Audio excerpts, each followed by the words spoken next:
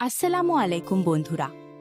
আজকের পর্বে এমন কিছু ঘটনা ঘটতে যাচ্ছে যা মেঘলা, অনিক এবং তাদের পরিবারের জীবনকে আরও বড় এক ঝড়ের মুখে দাঁড় করিয়ে দেবে। পর্বের শুরুতেই দেখা যায় অফিসের ভেতরে মেঘলার মা মাটিতে পড়ে আছেন। বাবা অসহায়ভাবে তাকে ধরে বসে আছেন। কিছুক্ষণ আগেই অনিকা তাদের ভিক্ষুক বলে অপমান করেছে। 500 টাকা হাতে ধরিয়ে অফিস থেকে বের করে দিতে চেয়েছে। এই দৃশ্য দেখে অফিসের অনেক কর্মচারী কষ্ট পেলেও কেউ প্রতিবাদ করার সাহস পায়নি। ঠিক তখনই অফিসের সামনে এসে থামে মেঘলার গাড়ি। অফিসে ঢুকেই সে দেখতে পায় তার মা কাঁদছেন আর বাবা অপমানিত মুখে দাঁড়িয়ে আছেন। মুহূর্তেই মেঘলার মুখের হাসি মিলিয়ে যায়। সে ছুটে এসে মাকে জড়িয়ে ধরে জিজ্ঞেস করে, মা, কি হয়েছে? কি তোমাদের সঙ্গে এমন ব্যবহার করেছে? প্রথমে বাবা মা কিছুই বলতে চান না, কিন্তু একজন কর্মচারী আর চুপ থাকতে পারে না। সে মেঘলার কাছে পুরো ঘটনাটা খুলে বলে, কিভাবে অনিকা তাদের অপমান করেছে, সবাইকে সামনে দাঁড় করিয়ে অপদস্থ করেছে এবং জোর করে বের করে দিতে চেয়েছে।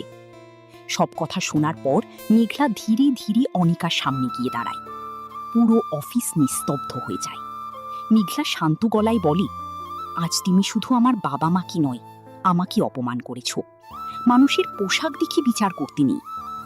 অনিকা নিজের ভুল ঢাকার চেষ্টা করে বলে, আমি তো ওনাদের চিনতে পারিনি। মেঘলা সঙ্গে সঙ্গে উত্তর দেয়, চিনতে না পারলেও সম্মান করতে শিখতে হয়।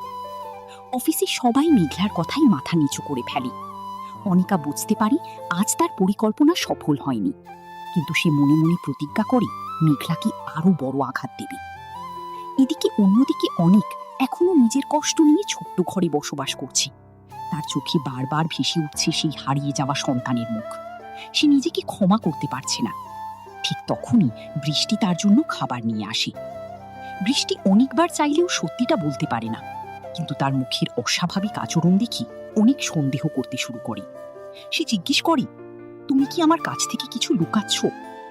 বৃষ্টি কিছুক্ষণ চুপ থেকে বলে, সব সত্য একদিন না একদিন প্রকাশ হবে।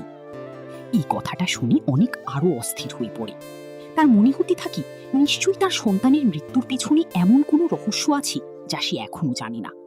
অন্যদিকে যে পরিবারটি শিশুটিকে নিজের সন্তান ভেবে লালন পালন করছে, তারা শিশুটিকে নিয়ে সুখে থাকলেও সবসময় একটা ভয় কাজ করে, যদি কোনোদিন সত্য প্রকাশ হয়ে যায়। শিশুটির মা তাকে বুকে জড়িয়ে ধরে বলে, যে করেই হোক আমি আমার ছেলেকে হারাতে চাই না। কিন্তু পাশে দাঁড়িয়ে থাকা বৃষ্টি বুঝতে পারে এই সুখ বেশি দিন থাকবে না, কারণ সত্য যত দেরিতেই হোক একদিন না একদিন সামনে এসেই যাবে। এদিকে অনিকা রাতুলের সঙ্গে দেখা করে নতুন একটি পরিকল্পনা করে। সে বলে, মেঘলাকে হারাতে হলে ওর দুর্বল জায়গায় আঘাত করতে হবে। রাতুল জিজ্ঞেস করে, তুমি কি করতে চাও?